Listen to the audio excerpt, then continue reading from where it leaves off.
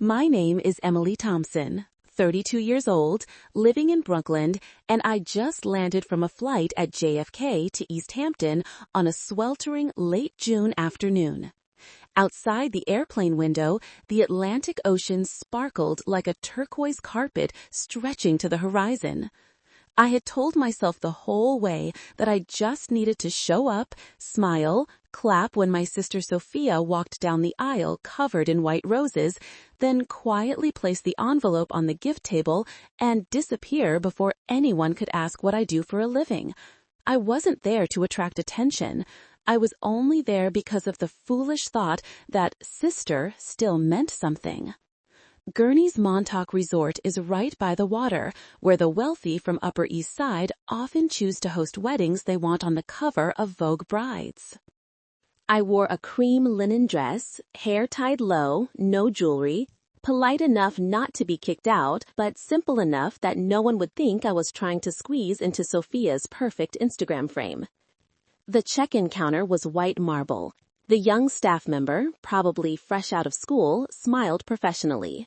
"Welcome to Gurney's. Name on the reservation?" "Emily Thompson. I'm on the Thompson-Harrington wedding guest list." He typed quickly, then slowed down. The smile faded. I was familiar with this kind of silence. It always came before a rejection. "Very sorry, ma'am. I don't see your name on the wedding guest list. Are you sure you have a reservation?" I felt my heart drop freely to my toes. "Sure, I'm the bride's sister." He swallowed, clearly not trained to handle bride's sister excluded. "Let me call the wedding coordinator for you." While waiting, I watched other guests glide by like a stream of models. Bailey silk dresses, Louboutin shoes, Hermes bags, all had names on the list. I didn't. I took out my phone, dialed Sophia. The phone rang twice. My sister answered. "One, I'm doing makeup. What's up, sis?" Her voice was light, like sea breeze, but I heard muffled laughter behind, probably the bridesmaids taking TikToks. "Soph, I'm here. They say my name isn't on the list." Silence for 3 seconds. Then a small laugh, the kind people use when they want to pretend nothing is serious. Actually, I didn't think you'd really come. The guest list was finalized 2 months ago. I had to cut some to keep the aesthetic. You understand. Ethan's sponsors and friend from Goldman are all very picky. Aesthetic. That word stabbed straight into my chest like a gold-plated arrow. "You mean I'd ruin your aesthetic?" "Don't put it like that. It's just, you don't look like everyone here. I don't want anyone uncomfortable. You go home, I'll call later." The call ended before I could say anything else. I stood there in the resort lobby smelling of Crete perfume and sea salt, feeling like I'd just been slapped by the entire Atlantic Ocean. The staff member returned, looking sympathetic. "The wedding coordinator confirmed, you're not on the list, ma'am. I'm very sorry." I smiled, the smile I'd practiced since high school every time I was left out. "It's okay. Could you please deliver this to the bride after the ceremony?" I placed the cream envelope on the counter. Sophia Harrington, written by hand in black ink, elegant strokes. Inside were the transfer documents for a 6-bedroom oceanfront villa in Malibu, California, worth $2 million. $8 million. The wedding gift I'd prepared for 8 months. The gift I once thought would make my sister understand that no matter how much she looked down on me, I still chose to love her. Now that gift had changed hands. I turned around, walked out of the lobby without looking back. My flat-soled sandals echoed steadily on the marble floor, like a clock counting down to the moment everything would shatter. In the car, I turned on the radio. Taylor Swift's Cornelia Street played. Coincidentally hilarious. I laughed, then tears streamed down without warning. I wasn't crying because I was kicked out of the wedding. I was crying because I finally understood. In my sister's eyes, I was never a guest.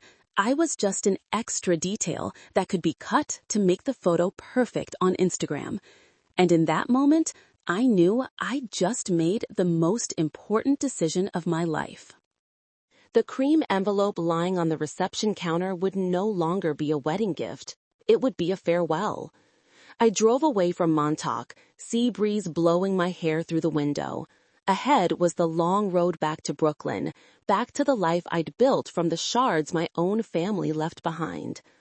Behind me, in just a few hours, my sister would open the envelope and realize that her dream $2.8 million villa now officially belonged to a charity supporting women victims of domestic violence, and the name on the transfer was Emily Thompson. For the first time in my life, I felt relieved to be excluded from a place where I was never truly welcomed. I drove away from Montauk in silence, only the distant waves and my pounding heart, like it wanted to break out of my chest. The cream envelope had been placed back on the reception counter, but in my mind, it was still heavy as a rock. Inside the envelope was the set of transfer documents for a 6-bedroom oceanfront villa in Paradise Cove, the house anyone in Los Angeles would call a dream home. Current market value, $2.8 million. Not because I won the lottery, nor inherited.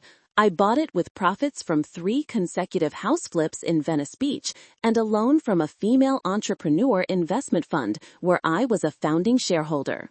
The house had Brazilian teak wood floors, floor-to-ceiling sliding glass doors looking straight at the Pacific, and an infinity pool where every sunset looked like the entire ocean was on fire. I had imagined the scene of handing the keys to Sophia on her wedding day. I thought she'd say something like, "Sis, you bought Malibu for me?" Then hug me tight, for the first time in her life looking at me without a hint of pity. I had prepared a short handwritten letter on cotton paper saying, "You deserve a place to start a new life. I'm proud of you, whether you believe it or not." But when Sophia said, "You don't look like everyone here," all imagination vanished. I didn't go straight back to Brooklyn.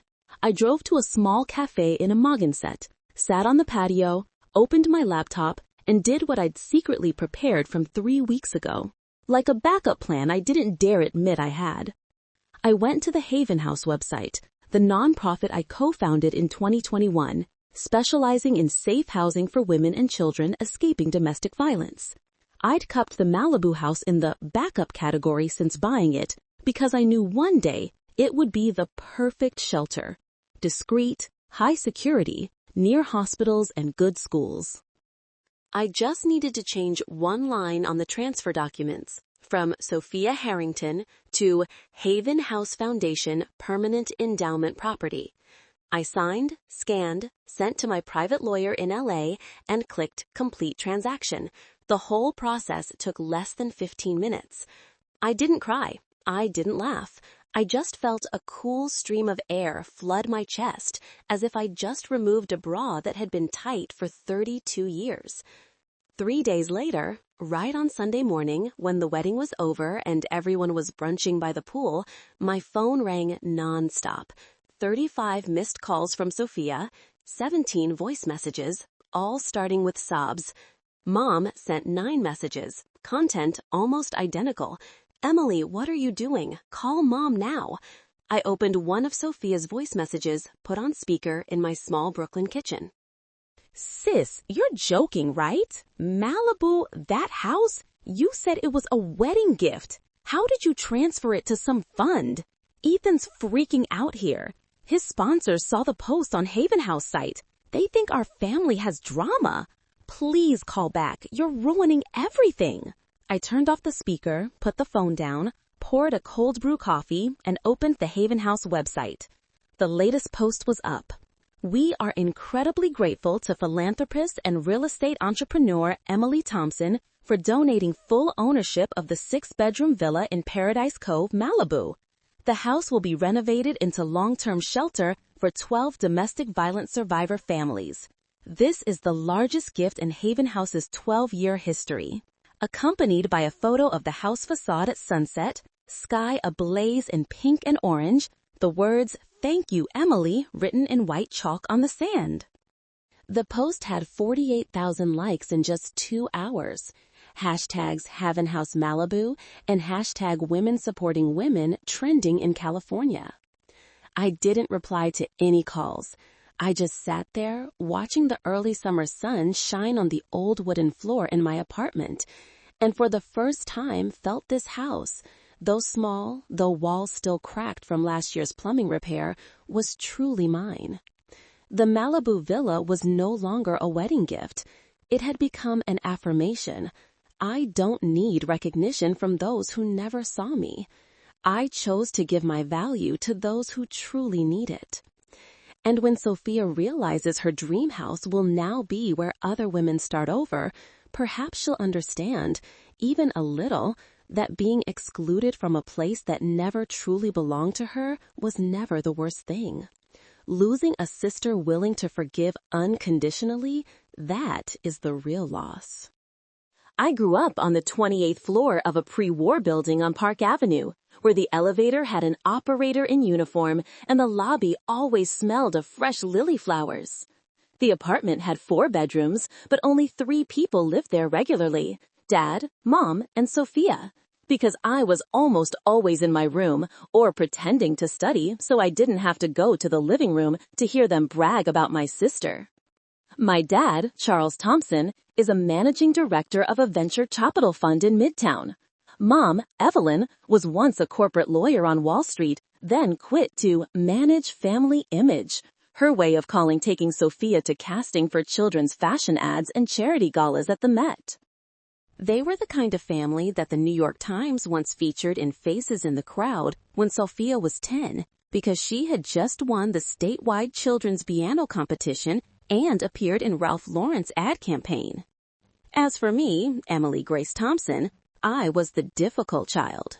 When I was 8, I used birthday money to buy a beat-up wooden box at a flea market on Columbus Avenue, painted it, glued vintage paper, then resold it on Etsy for $85. I made $400 in the first month. Dad looked at my PayPal invoice and smirked. Honey, you're just playing pretend, right? Don't let this distract from school. That same day, Sophia got a Tiffany necklace from Dad because she was chosen as a Victoria's Secret pink child angel in the Christmas catalog. Thanksgiving when I was 11 was the time I remember the difference most clearly.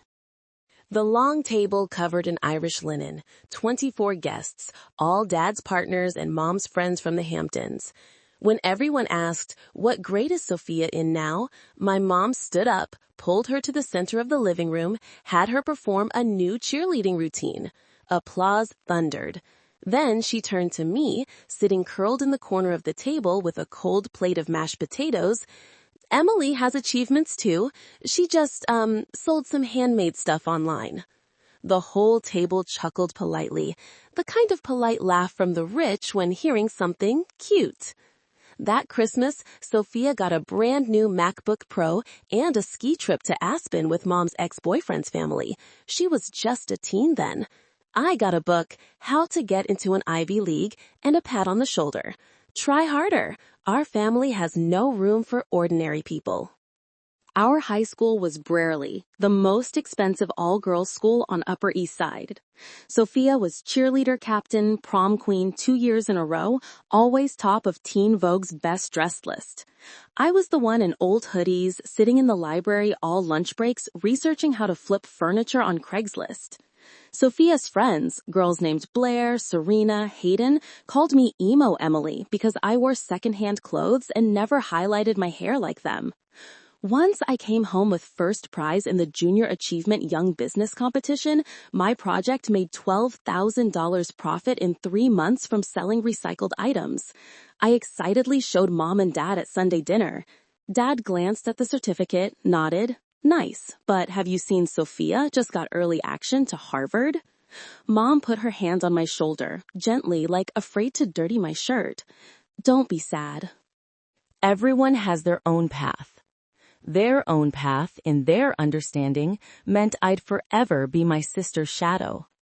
I had one friend in high school, Mia Rosenberg, daughter of an NYU professor, full scholarship at Brearley. Mia was the only one who didn't laugh when I said I wanted to start a real estate company before college graduation. We'd hide in the emergency staircase corner on the 15th floor, eating bagels and dreaming of a day escaping Manhattan. Mia said, "Your family is like a beauty pageant you never got to enter." When Sophia was 16, Mom and Dad threw her Sweet 16 at Rainbow Room in Rockefeller Center. 250 guests, live band, 6-tier cake, and a tribute video edited by Mom herself, showing Sophia from age 3 to crowning as prom queen. I stood backstage in a rented black dress from Rent the Runway, assigned the task of taking behind-the-scenes photos. I took lots of photos that night. Photos of Sophia beaming under crystal chandeliers. Photos of Mom and Dad proudly hugging each other. Photos of Sophia's rich friends toasting champagne, of course alcohol-free. And photos of me, reflected in the glass door, hazy like a ghost no one bothered to see. That night, when I got home, I quietly went to my room, opened my laptop, and registered for my first real estate course on Coursera. I used all my savings from selling handmade items, $4,200, to pay tuition. I didn't tell anyone. I knew I'd never have a Sweet 16 party. I didn't need it. I just needed one day they'd have to look at me without seeing a difficult child. And that day, as I just realized on the highway leaving Montauk, had come. They just didn't know it yet. When Sophia stepped into Harvard Yard with her Louis Vuitton suitcase and Class of 2018 sticker on her phone case, I was sitting in my 320-square-foot studio in Bushwick, Brooklyn, dining table doubling as desk, studying the Real Estate Finance and Investments course on Coursera on my scratched 2013 MacBook Air. One course tuition, $79. Sophia's 4 years at Harvard, over $320,000. Mom and Dad paid it all without blinking. Sophia studied marketing and psychology, GPA 3.9, summer internship at Ogilvy, New York, junior year already getting LinkedIn messages from Google and Meta headhunters. Every time coming home for Sunday dinner in the Upper East Side apartment, the conversation revolved around one topic. Sophia just got an offer as associate brand manager at L'Oreal Luxe, starting salary $135K plus bonus. Mom exclaimed, raising a glass of Dom Perignon like the whole family won the lottery. Dad nodded. That's the right path. Stable, prestigious, network. I at that time had just quit a mid-level finance company in Midtown, the job Dad introduced after I graduated NYU on partial scholarship because family couldn't afford Ivy League for both daughters. First job salary $68K a year, working from 7 a.m. to 11 p.m., writing reports for 40-year-old men who still called me sweetie. After 11 months, I quit, withdrew all $27,000 savings, and bought a run-down 2-family townhouse in Bed-Stuy for $480K, thanks to FHA 3.5% down loan I researched myself. Sunday dinner when I announced, I just bought a house in Bed-Stuy, planning to fix and sell. The whole table went dead silent.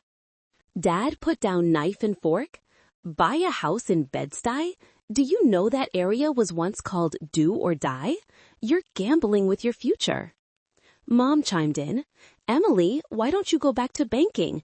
Dad can talk to Mitchell at Goldman. They're hiring. Sophia sat opposite, lips curling in pity. Sis, I hear house flipping is all losses. People on Shark Tank say so. I just smiled. Which season of Shark Tank did you watch, Soph? I fixed that house in 7 months, alone on weekends, hiring cheap contractors from Facebook Marketplace, self-learning subway tile laying from YouTube. Sold for $875K, profit after tax $312,000. First time I had 6 figures in my account without asking anyone. But in family's eyes, it was still luck. Sophia rocketed. At 25, senior brand manager at Estee Lauder, salary $220K plus stock options, invited to speak at Cannes Lions, photos in Adweek. Every home visit was a Sophia showcase. Sophia just invited to World Economic Forum Young Leaders Program. Sophia moving to Tribeca condo, 3 bedrooms, Hudson View. Ethan, new boyfriend, son of a Blackstone partner, just proposed in Santorini. As for me, I moved to bigger flips, then bought a whole 6-unit building in Crown Heights, then started my own company, Thompson and Harper Realty. I no longer came for Sunday dinners. They didn't invite either. The last dinner I attended was Sophia's 28th birthday at Le Bernardin, table for 22. Mom pulled me to the corner. Emily, could you wear something less wrinkled? Sophia's friends are all from Harvard, Stanford. What would they think of you? I wore a $180 Zara blazer, while Sophia wore an $8,000 Oscar de la Renta dress. Dad said loud for the table, Emily is experimenting with real estate. Hope this time she'll stabilize. I stood up, placed birthday gift on table, a tote bag I designed with future CEO print, and said, Happy birthday, Soph. I'm busy with Red Hook project this weekend. I'll head out. Out of the restaurant, I Ubered back to Brooklyn, opened Zillow on phone, and put deposit on a vacant lot in East New York. Price, $1.2 million. 6 months later, sold to a developer for $4.8 million. I didn't tell anyone in family. They still thought I was the failure phase. But I knew I was living the American dream. No need for applause, no need for recognition. I just needed bank account numbers and old houses revived under my hands. And now, as Sophia is about to walk down the aisle in her $45,000 Vera Wang dress, she still believes her sister is just a lost soul. She doesn't know that this lost soul has quietly owned what she dreamed up all life and just decided never to give it to her. I started truly silent at 26 when my bank account first crossed 1 million and I decided not to brag to anyone in family. Back then, I was still in Bushwick studio, sleeping on couch to save money, and every night opening Zillow like people open Netflix. First failure came fast and painful. In 2019, I and a Coursera classmate pooled money to buy a brownstone in Clinton Hill for $1.65 million. We miscalculated repair costs. Old lead pipes, sagging foundation, city-required fire system upgrade costing extra $420K. Sold for only $1.92 million, I lost $180K, nearly all capital. The friend quit, switched to marketing. I sat amid rubble at 2 a.m., cried, then opened LinkedIn messaging 47 contractors in New York area I'd never met. First to reply was David Harper. David, 38, former Marine, just moved from San Diego to New York after divorce. He had a small contracting company, Harper & Sons, specializing in saving projects others fled. I sent him photos of the disastrous brownstone. 20 minutes later, he replied, You've got guts. Meet at site 7 a.m. tomorrow. We met amid musty smell and cement dust. David in flannel shirt, Dodgers cap, slow California accent. Miss Thompson, you just learned the most expensive lesson in the business. Always add 30% for surprises. Now let's get coffee. I'll help you salvage. From then, we became partners. I found houses on Zillow, off-market Facebook groups, and city auctions. David brought crew, demolished, rebuilt, turned ghost houses into suites young Brooklyn families paid premium for.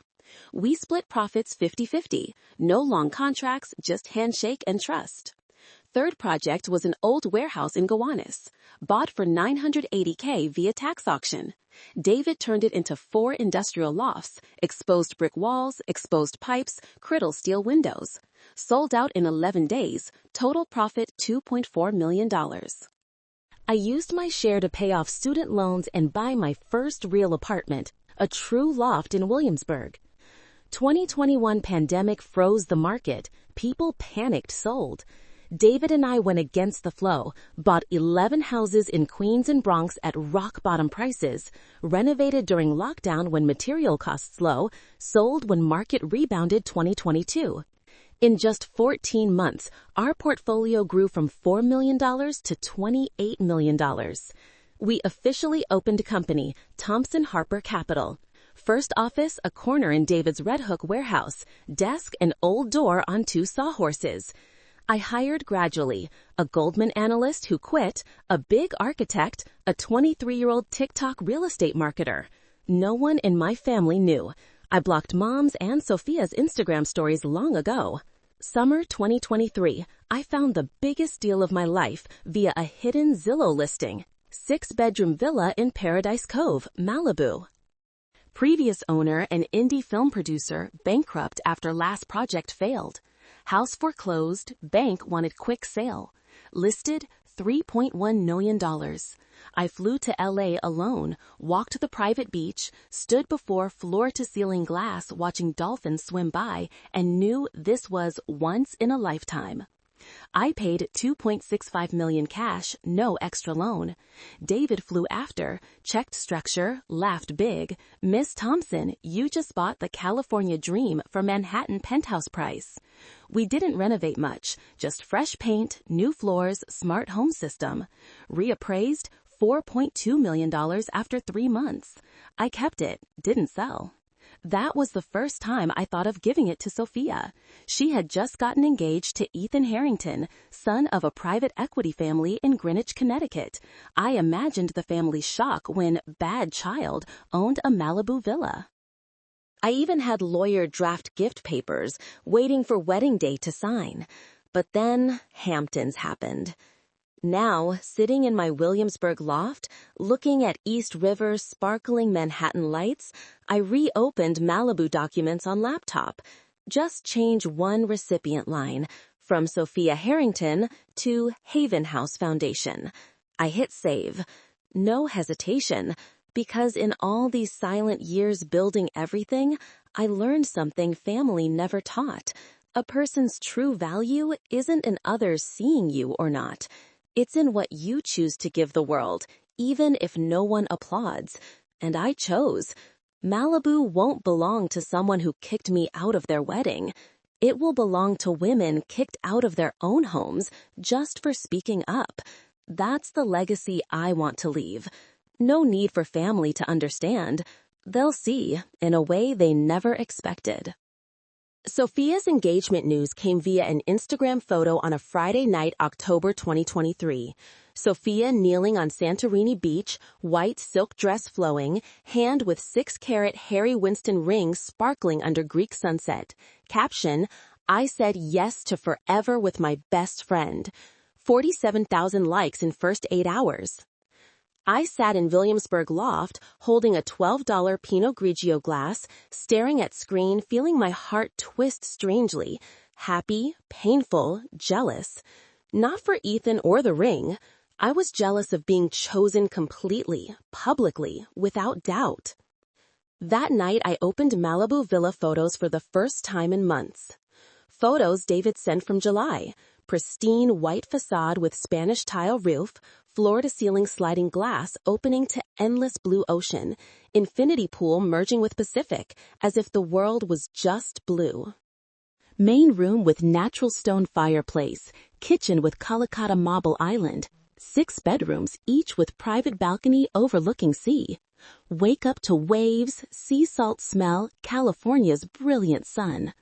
I imagined Sophia and Ethan there. Weekend parties with Harvard and Goldman friends, terrace brunch, corgi running on white sand, hashtags, hashtag Harrington Haven, hashtag Malibu Dream. I even saw their future in that house. Beautiful, perfect, very Instagram-worthy.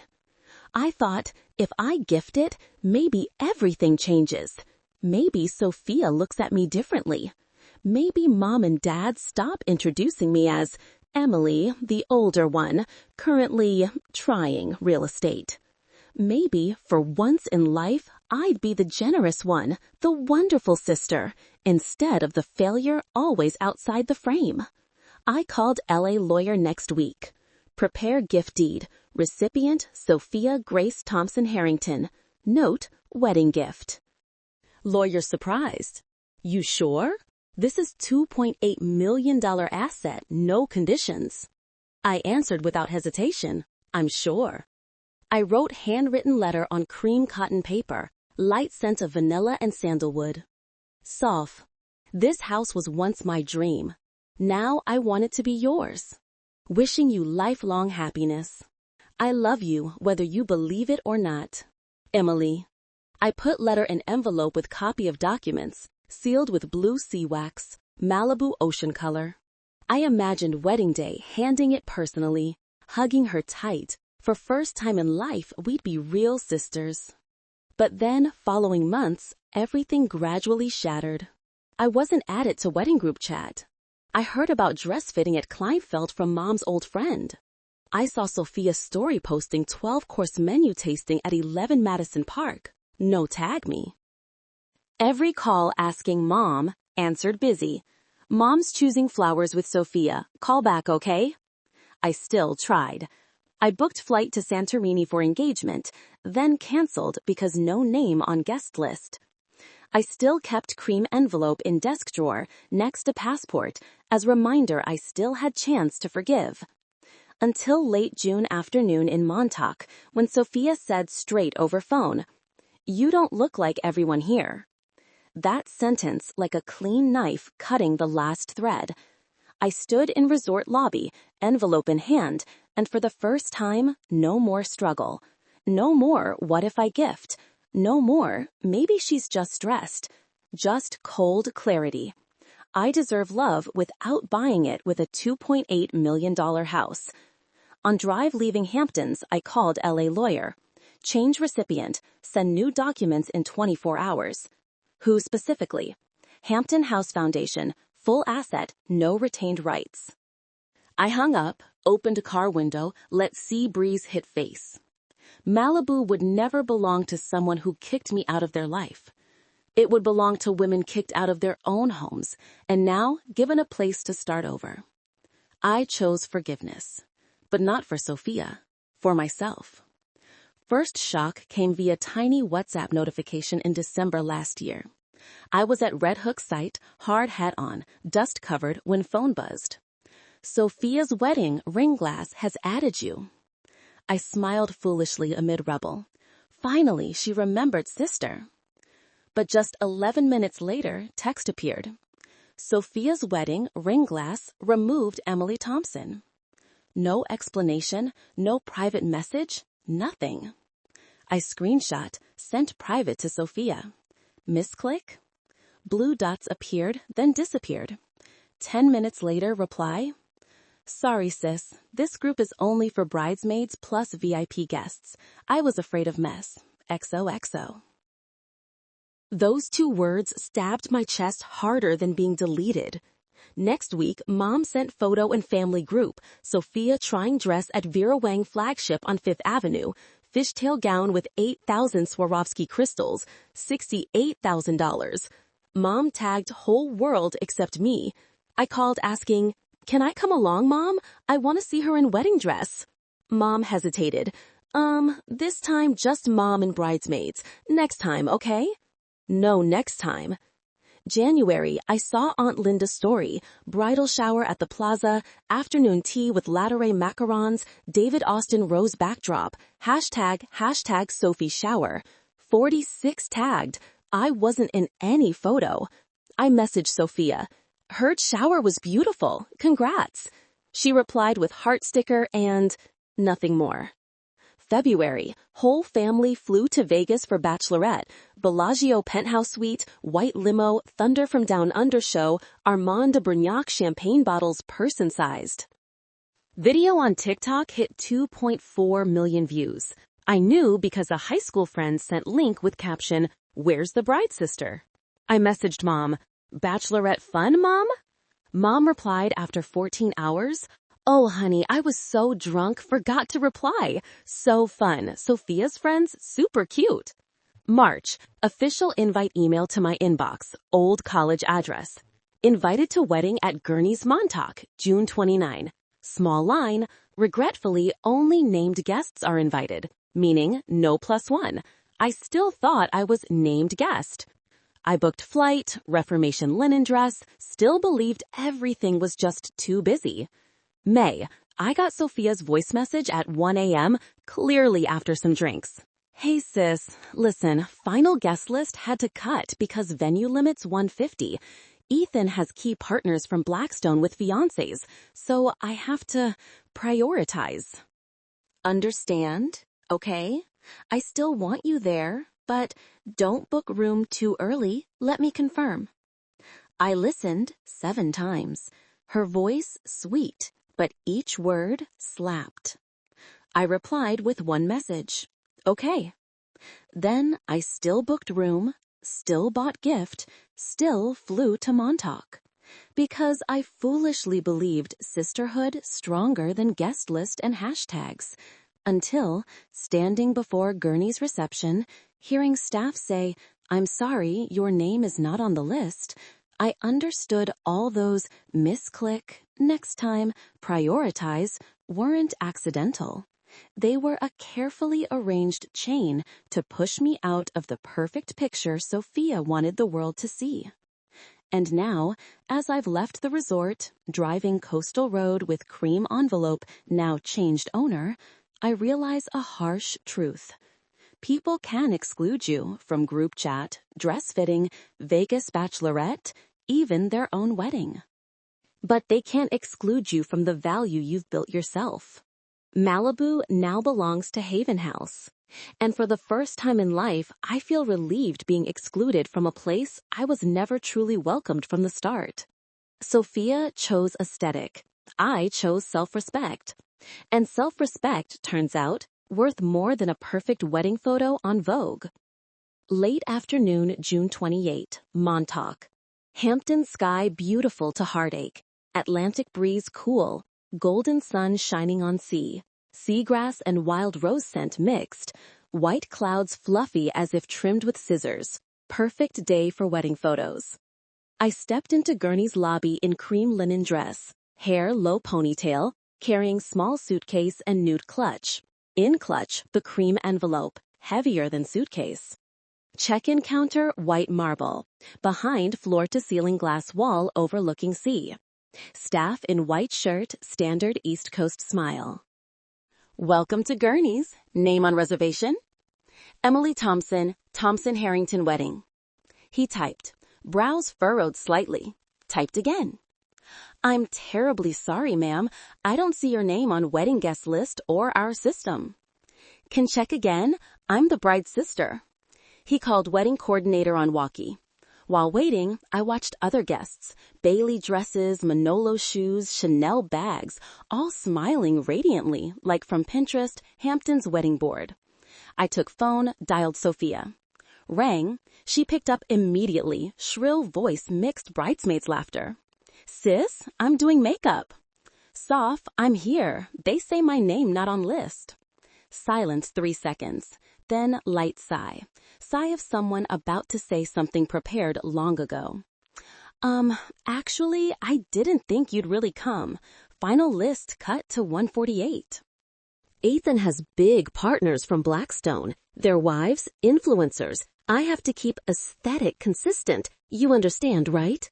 Aesthetic? Again, that word. You mean I'd ruin your aesthetic? Don't say that. Just, you don't fit this vibe. Everyone here from Harvard, Stanford, Goldman. I don't want anyone awkward. You go home, I'll call later. Love you. Call ended before I could say love you back. I stood there, in lobby, smelling Creed perfume and peony flowers, feeling whole world collapse at my feet. Reception staff looked sympathetic. Ma'am, very sorry. I smiled. Smile practiced for years. It's okay. Please deliver this to bride after ceremony. I placed cream envelope on counter. Sophia Grace Harrington, in black ink, elegant. Inside, transfer documents from Malibu Villa, now named Haven House Foundation. I turned, walked out of lobby.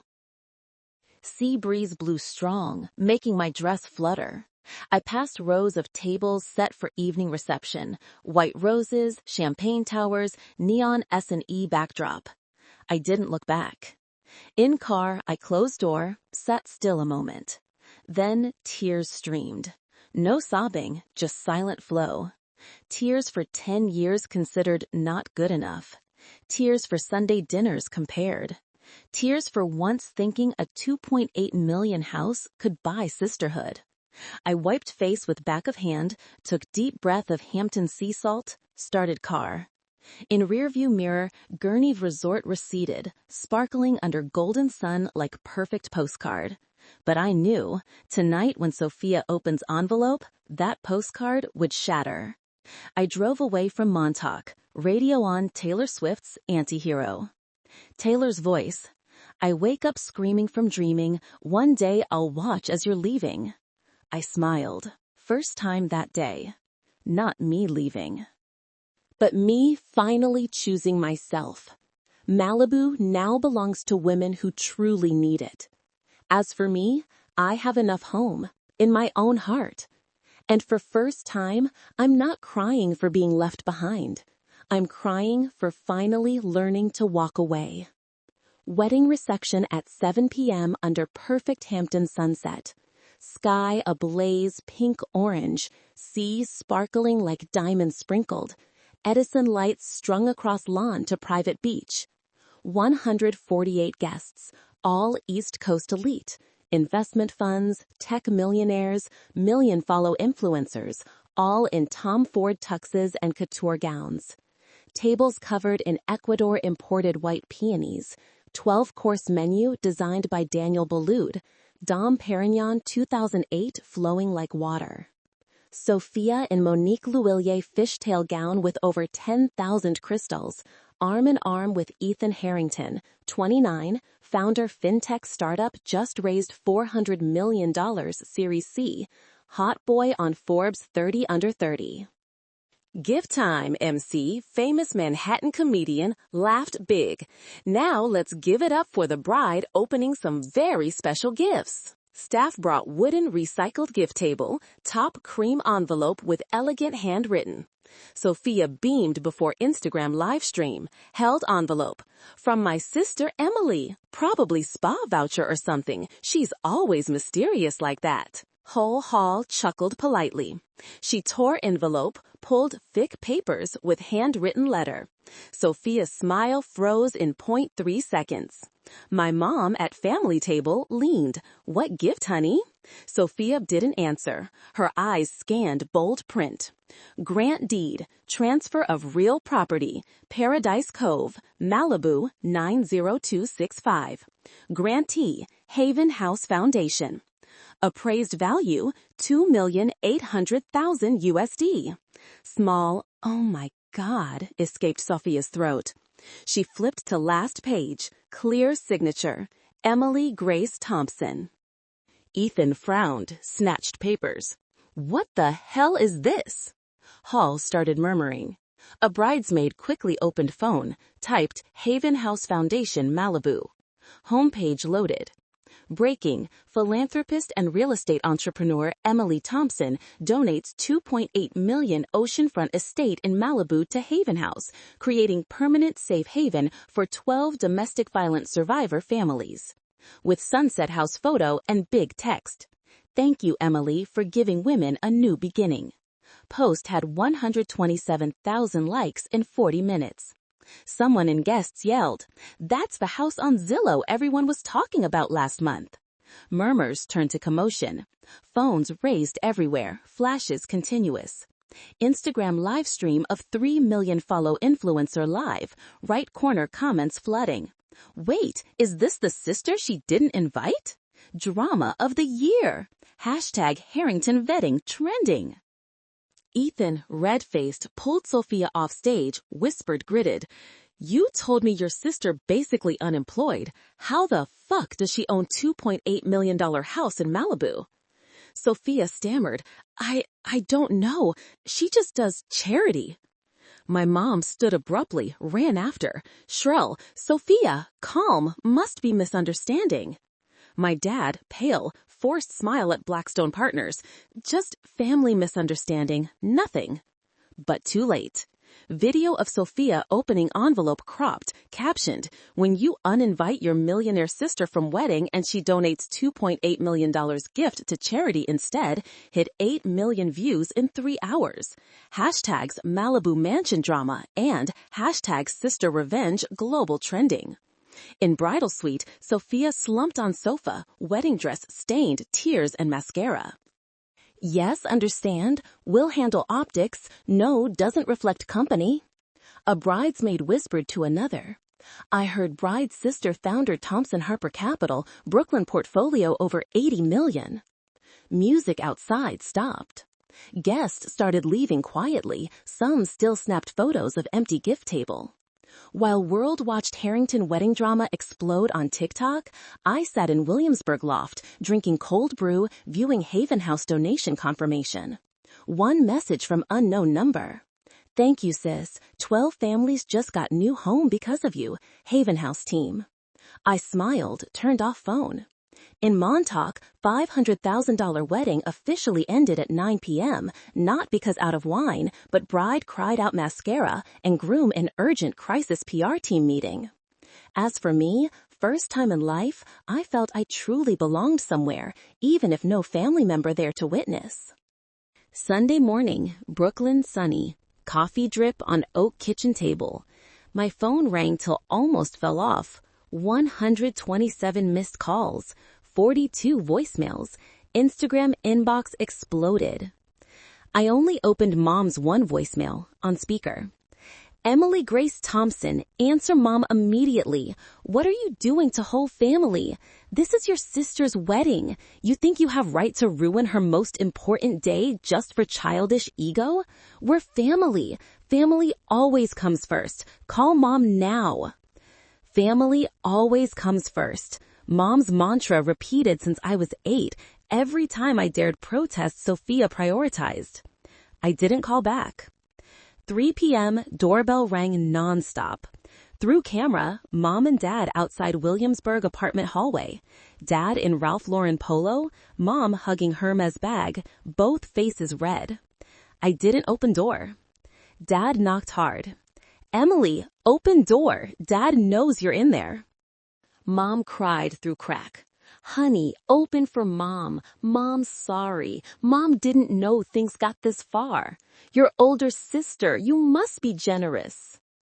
I sat on floor, back against door, took leather journal I wrote since 17, opened new page. June 30, Williamsburg. Today, Mom and Dad came.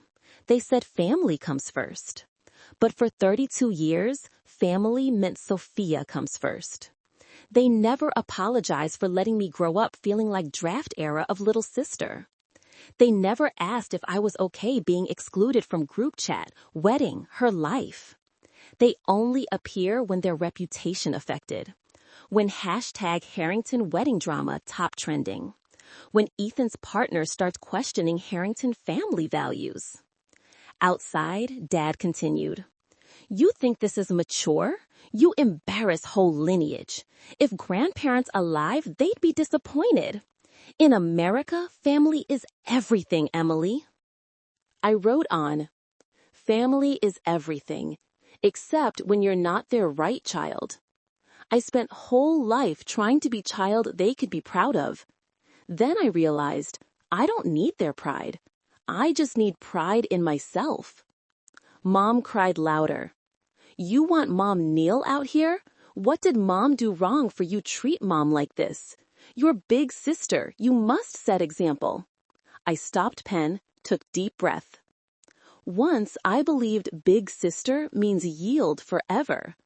Today, I know grown up means no boundaries. I stood, ear to door, said loud enough for them here. I won't open door. Not because angry, but because I chose myself for first time in life. I'm no longer child needing parents' approval. I'm 32, built everything with own hands. I owe no one explanation. Silence, a moment. Then Dad's voice, low, almost pleading. Emily, at least give Mom Dad chance to fix. I answered, voice calm unusually. You had 32 years to fix. Now, too late. Footsteps faded. Mom's sobs. Dad's soothing. Elevator close. I sat back on floor, opened journal, finished writing. They'll call this selfish. I call this self-respect. They'll say I destroy family. I say I'm protecting myself from family never truly considering me member. Today, I don't open door, not because hate them, but because I finally learned love myself more than toxic kinship. I closed notebook, placed on shelf next to only photo of me and Mia high school, two skinny girls grinning in Brierley emergency staircase. Phone rang again, message from Sophia. You won? Satisfied now? I didn't reply. I turned off, opened window, let June Brooklyn breeze in. Breeze brought toasted bread smell from downstairs bagel shop. Kids laughing in McCarran Park. G-train over Williamsburg Bridge. This is my home. This is family I chose. Blood family? They had too many chances. Now my turn to live for myself. 3 months after wedding, Brooklyn in fall. Golden leaves filled North 6th Street sidewalks. Pumpkin bread baking smell from downstairs bakery mixed with Hudson River wind. I stood on Williamsburg loft balcony, coffee in hand, looking down runners and city bike riders. Life still flows. No one cares about Hampton's drama anymore. TikTok moved to new scandal. Hashtag Malibu mansion drama now few thousand views. But Haven House different. Paradise Cove villa renovated. Warm white walls, storm-proof glass doors, garden with cacti and paper flowers for kids' play. 12 separate apartments with full kitchens and sea view windows. Last week, first 12 families moved in. I got video from Haven House director. Young mom hugging 4-year-old daughter, standing by window, crying seeing dolphins swim by. Today, we not only have home, we have future. Thank you, Emily. I watched video over and over, silent tears. This is legacy I want. My family's still silent, except one handwritten letter.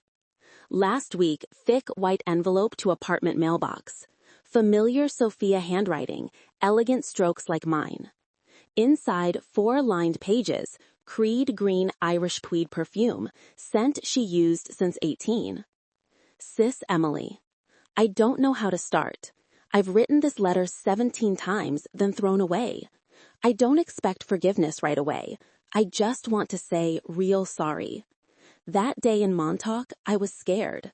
Scared you'd ruin image I built for years. Scared people see I have sister, not like what I show on Instagram. I chose fake perfection over real family. I was wrong. When you left envelope and went, I was still angry. Then when new Malibu Dilla now home for women once hurt, I understood you chose something much bigger than wedding gift. You chose kindness over revenge. You're stronger than me all life. Mom cries every night. Dad says nothing, just sits in study looking old photos. Me? I canceled Dad's supplementary credit card, returned Range Rover, and learning live without perfection. I don't expect you reply this letter. I just want you know. I see you. First time in life, I truly see you. I'm always your little sister, whether you still want or not. Sophia. I read letter on balcony, fall wind blowing hair. I folded, put in small wooden box on shelf, where I keep important things. First contract with David, key to first house I flipped. Now this letter. I'm not ready to reply. Maybe few months, maybe years, or maybe never.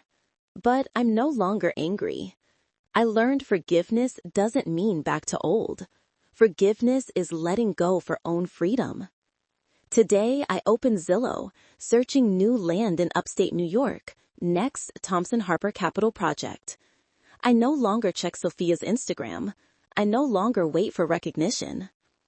American dream I once misunderstood, big house, nice car, magazine cover, turns out not that. Real American dream is freedom. Freedom choose where belong. Freedom love without return. Freedom walk away when need, and freedom open door when ready. I stood on balcony, looking Manhattan sparkle far away, where I grew up but never truly belonged. Now, Brooklyn is home. Haven House is home.